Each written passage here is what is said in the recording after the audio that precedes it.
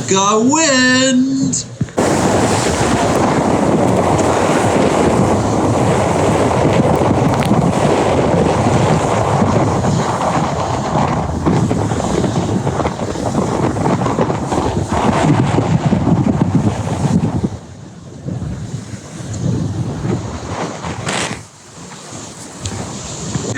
That's me, and that's that wind.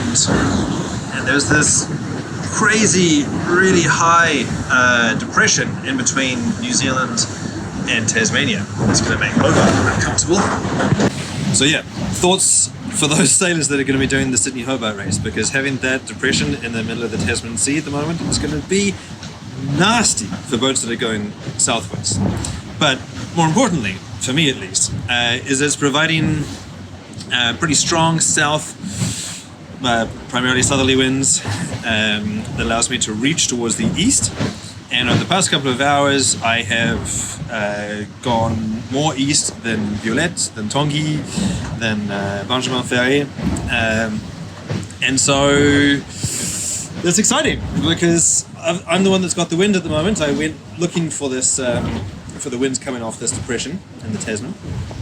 And it's a little bit uncomfortable again because I've split from the fleet massively, and I really hope that it works this time.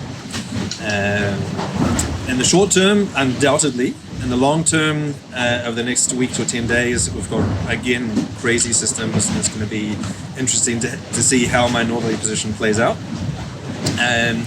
But for the moment, it's pretty cool to be moving along solidly.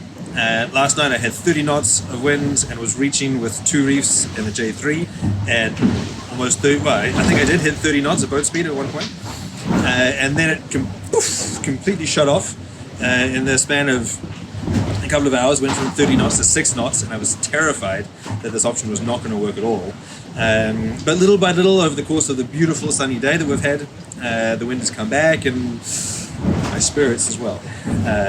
So fingers crossed that this option works. Also, to continue your education in the mocha world, the empty cable that I've hoisted in front of the J2 that you saw at the beginning of this video, what's that's for? It is called the chicken stay, or in French the faux câble, the false cable, and it's there just to help support the mast. On this boat, the J2, or the fractional forestay, is really, really low. So that means that you've got lots of sort of empty mast whipping around up there. And particularly when I start to take a reef, then that means that I've got a lot of mast that can sort of wave around up there. And so by having another empty forestay that helps constrain that the masthead, then that helps keep the mast pointing upright. So that's good news. Also, it helps that in case there's a problem with the J2 furler, like Louis Burton had, like Jeremy Bu had in the last Transat this year, yes. Then if I have a J2 failure, then I'll still keep the rig up.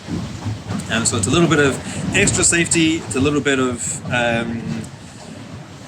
putting all the chance on my side that I can help keep the rig up during the course of this crazy race. And now you know what a chicken stay is.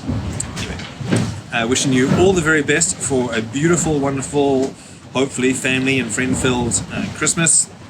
Clearly I don't have that this year, but it is a wonderful opportunity to be living an incredible adventure out here all by myself. And while that pulls on my heartstrings a little bit, I wouldn't have any other way, at least once out of every 4 years. So lots of love to my family and to yours from the Southern Ocean.